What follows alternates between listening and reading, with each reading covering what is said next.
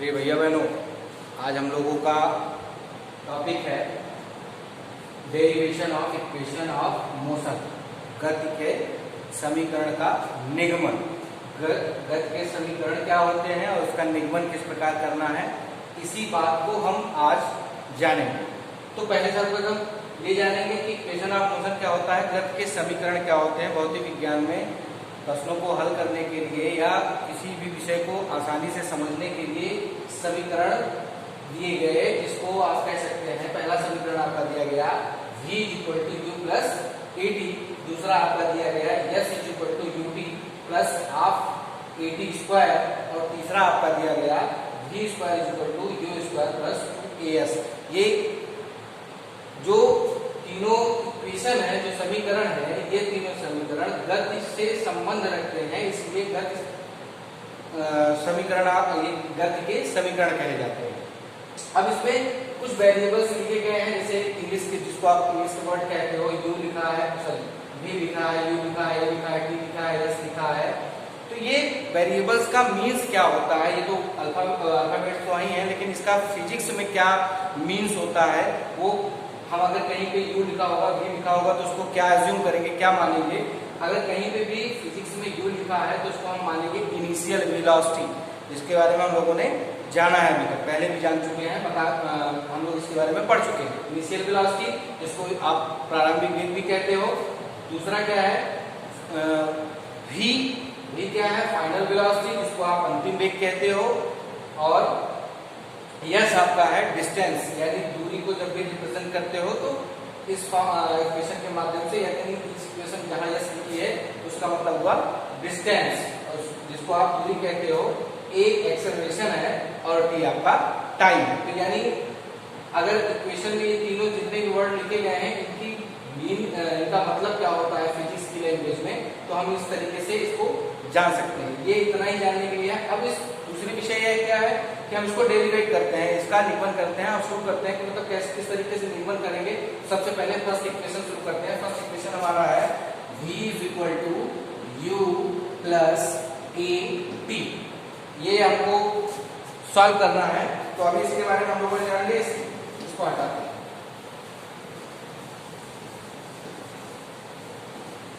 First equation हमारी है v = u + at।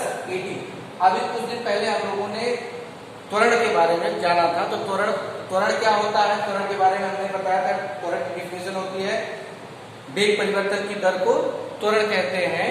तो वेग परिवर्तन की दर को त्वरण कहते हैं, या इस चीज को ऐसे लिखेंगे, त्वरण बराबर होता है वेग परिवर्तन बटे दर, का मतलब समय से भाग देना। तो यहाँ पे आपका हो जाएगा समय। इसी चीज को आप फिजिक्स की लैंग्वेज में लिखेंगे a = delta v upon t। Delta v क्या है, वेग में परिवर्तन। वेग में परिवर्तन हम लोगों ने कई बार निकाला है। कैसे निकालते हैं, अंतिम वेग माइनस प्रारंभिक वेग। तो यानी अगर हम यहाँ पे डेल्टा v की वैल्यू जानना चाहें तो क्या लिख सकते हैं, अंतिम वेग v और माइनस u। यानी डेल्टा v की जगह हम ये पहले पुट करेंगे तो ये हो जाएगा a = v - u upon t। इसी को अरेंज करेंगे तो हो जाएगा a t = v - u। इसको फिर से अरेंज करेंगे तो हो जाएगा v = u + at। That is our first equation of motion. यानी इसमें कुछ करना नहीं था, हमने छोटे से फार्मूले के माध्यम से इस इक्वेशन को फाइंड कर लिया। यानी अगर अब हमारे मन में ये संशय नहीं होना चाहिए कि ये फार्मूला आया कहां से और किस तरीके से इसको हम निकालेंगे, ऐसे नहीं आया है। इसी फार्मूलों के माध्यम से नए फार्मूले क्रिएट किए जाते हैं, अपने कार्य को आसानी तरीके से करने के लिए, आसान बनाने के लिए। तो ये फर्स्ट इक्वेशन इस तरीके से डेरिवेट कर लेंगे। कभी कभी ऐसे नहीं पूछा जाता है कि आप पहले इक्वेशन को किस तरीके से सॉल्व करिए या पहले इक्वेशन डेरिवेट करिए। ये कभी कभी 2 नंबर में आएगा और ये कहेगा कि फर्स्ट इक्वेशन को प्रूफ करिए।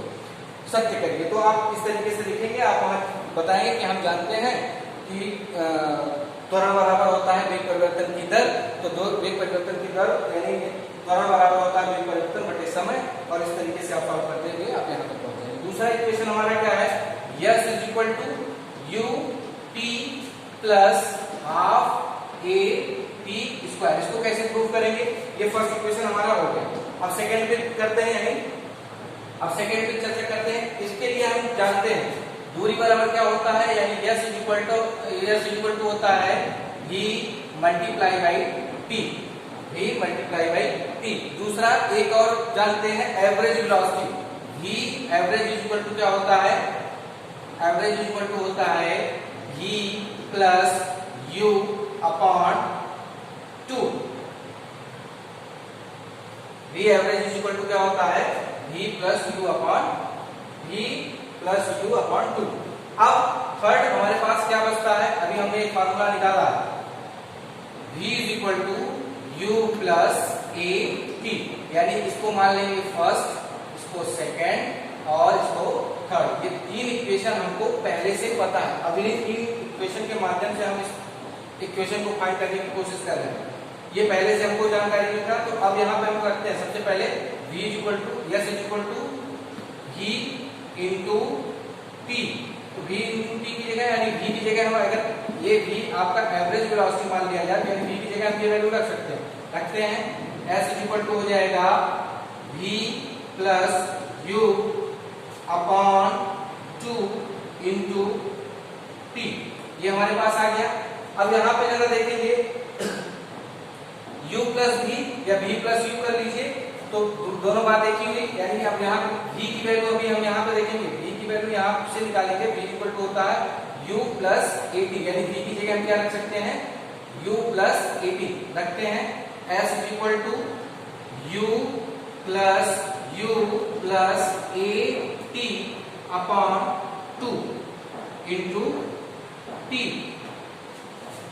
इसको सॉल्व करते हैं, s इज इक्वल टू हो जाएगा 2u plus at upon 2 multiply by t। इसको पुनः सॉल्व करते हैं, ये हो जाएगा s is equal to u 2u t plus a t का स्क्वायर, ये t इसके साथ मल्टीप्लाई होगा तो u हो जाएगा, और a t इसके साथ मल्टीप्लाई होगा तो a t स्क्वायर हो जाएगा अपॉन 2। इसको सेपरेट करके लिखते हैं, यानी s इज इक्वल टू हो जाएगा 2u t upon 2 plus a t का स्क्वायर अपॉन 2। इस 2 से ये 2 डिवाइड हो जाएगा और बचेगा s is equal to u t, और यहाँ पे इसको प्लस में लिख के आप कंफ्यूज ना हो जाए, इसलिए हम इस तरीके से लिख दे रहे हैं और प्लस इस तरीके से लिख दे रहे हैं, plus 1 upon 2 plus a t का स्क्वायर। यानी ये हमारा हो गया सेकेंड इक्वेशन, ये आपका हो गया सेकेंड इक्वेशन, ये आपकी थी फर्स्ट इक्वेशन, और इसको आप a b करके मान सकते हैं, a b c। ये थर्ड तीनों इक्वेशन के मदद से हम लोगों ने सेकेंड इक्वेशन को भी फाइंड कर लिया। यानी इसमें कुछ नया नहीं है, हम जानते हैं समय बराबर तो दूरी बराबर होता है 4 गुणे समय, और दूसरा होता है औसत वेग बराबर होता है प्रारंभिक वेग प्लस अंतिम वेग बटे 2। इससे रिलेटेड एक क्वेश्चन भी पिछले एग्जाम में आया था, जिसको ज्यादातर लोगों ने गलत किया हुआ था। थर्ड, ये इक्वेशन अभी हमने इसके पहले डेरिवेट ही किया हुआ है इन तीनों के हेल्प से, और इसकी वैल्यू एक दूसरे में पुट करके हम दूसरे समीकरण को प्राप्त कर लेंगे। थर्ड हमारे पास आता है v square is equal to u square plus 2as। ये हमारे पास थर्ड इक्वेशन है। अब थर्ड इक्वेशन को कैसे प्रूव करेंगे, यहाँ पे सबसे पहले देखेंगे कि t यहाँ पे गायब है, t यहाँ पे गायब है, और जबकि t सेकेंड इक्वेशन में है, फर्स्ट इक्वेशन में है, यानी अगर t की वैल्यू रख दें तो हो सकता है कि हमको ये थर्ड इक्वेशन मिल जाए पहले इक्वेशन में या दूसरे इक्वेशन में। करके देखते हैं। तो t बराबर यहाँ पे अभी हम थोड़ी देर पहले निकाला था, s इक्वल टू हम जानते हैं s इक्वल टू होता है v इंटू t, तो t की जगह हो जाएगा t इज इक्वल टू हो जाएगा s अपॉन v, समय बराबर होता है दूरी बटे वेग, और यहाँ पे वेग को एवरेज मान लेंगे, यानी v average is equal to हो जाएगा u प्लस v अपॉन 2, एक फार्मूला ये और एक फार्मूला a, और ये आप इसको b मान लीजिए, इसको आप a मान लीजिए। तो a और b की हेल्प से वैल्यू पुट करते हैं और सॉल्व करते हैं। तो s की जगह हम p की जगह हम रख सकते हैं s अपॉन v, और v की जगह हम रख सकते हैं u प्लस v अपॉन 2। तो अब यहाँ पे सॉल्व करते हैं, ये हो जाएगा आपका, तो पहला इक्वेशन हमारे पास था v equal to u plus a p, पहला इक्वेशन हमारे पास ये था। अब इन्हीं तीन इक्वेशन की मदद से हम सॉल्व करने की कोशिश करते हैं, यानी v हमारे पास सही है तो इसको हम लिख सकते हैं v u इधर प्लस में है, इधर आके माइनस में हो जाएगा तो u हो जाएगा इज इक्वल टू a, और p की जगह हम वैल्यू रखेंगे, p की जगह हमने निकाला है s अपॉन v, यानी इसकी जगह पे हम क्या रख सकते हैं s अपॉन v, तो यानी v इज इक्वल टू हो जाएगा v minus u is equal to हो जाएगा a into s upon v का v की जगह क्या रख सकते हैं u प्लस v अपॉन 2, इसी को सॉल्व करते हैं तो ये हो जाएगा v माइनस u बराबर 2as upon u plus v, ये 2 नीचे है तो उल्टा करके क्रॉस मल्टीप्लिकेशन हो जाएगा, यानी ऊपर जाके गुणा हो जाएगा, तो ये आपका हो जाएगा a इंटू यह सही है तो ये हो जाएगा 2as।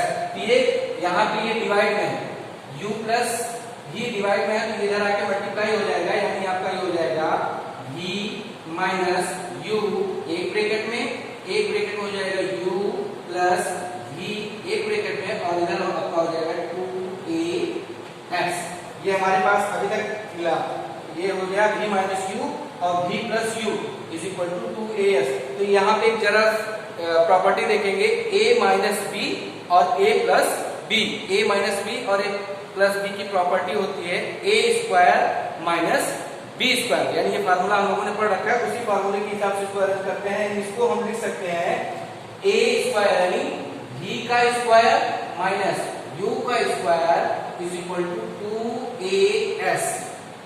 तो यहाँ पे आपका v square is equal to हो जाएगा, इसको इधर ले जाके ये माइनस में है तो इधर ले जाएंगे प्लस हो जाएगा, तो ये हो जाएगा v square is equal to u square plus 2as, that is our third equation of